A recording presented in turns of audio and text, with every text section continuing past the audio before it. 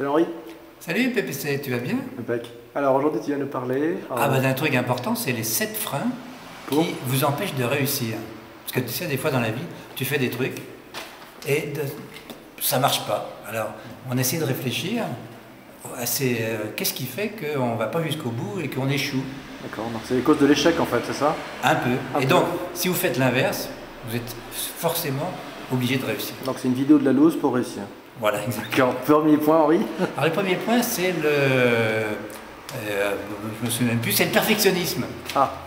Alors le perfectionnisme, c'est quoi? C'est d'aller jusqu'au bout, parce que tu sais, on était éduqué à l'école, peut mieux faire. Ah, c'est le driver soit parfait, c'est ça? Voilà, soit parfait, et du coup, on fait des efforts, mais ça ne sert à rien, parce que il faut être fluide. Et à force de faire des efforts, on se fatigue, puis finalement, on est culpabilisé, ça ne marche pas du tout. D'accord, donc il faut accepter la version bêta? Oui, exactement. D'accord. Mais qui ensuite s'améliore, de toute façon. Forcément, c'est le principe de la bêta. Le deuxième point, c'est le pessimisme. Ah, j'y arriverai pas, c'est trop compliqué, etc., etc. Donc, quelque part, on émet des mauvaises ondes, des bad vibes, Yeah. que les gens ressentent, et d'un seul coup, tout se met à être beaucoup plus difficile. Et finalement, eh bien, on a des échecs parce que on n'est pas dans le coup. On n'est pas dans le coup de l'optimisme. Ouais, de toute façon, un bon marketeur a toujours le sourire. Oui, c'est normal. Exactement. Merci. Le troisième point, c'est l'exagération. C'est-à-dire que tu exagères les obstacles, les difficultés, le budget, etc., alors que tous ces obstacles sont faits pour être surmontés. D'accord. Et donc, à force de les exagérer, ils deviennent très gros, et tu n'arrives plus à sauter 1,50 m. Pardon.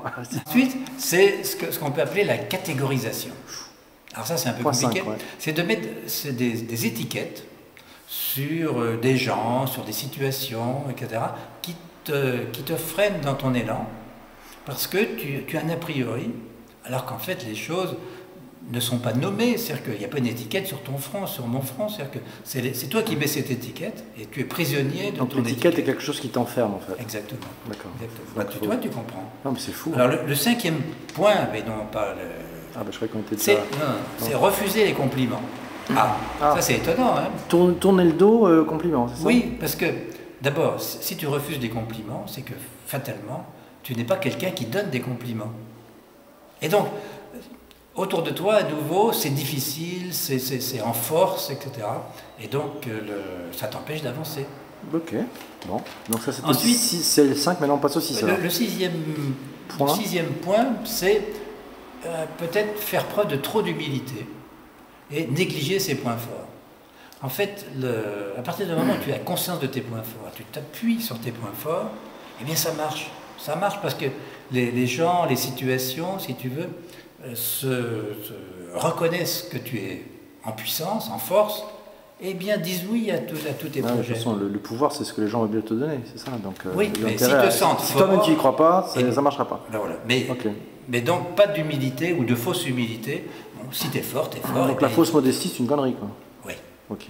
Tout à fait. Je vais synthétiser. Le septième point, c'est le risque, la prise de risque. Ouf. Alors la prise de risque, c'est un peu complexe parce qu'il ne faut pas aller au-delà du raisonnable, mais il faut quand même quelquefois se mettre en danger. Donc, il y a un curseur à ajuster. Pas simple.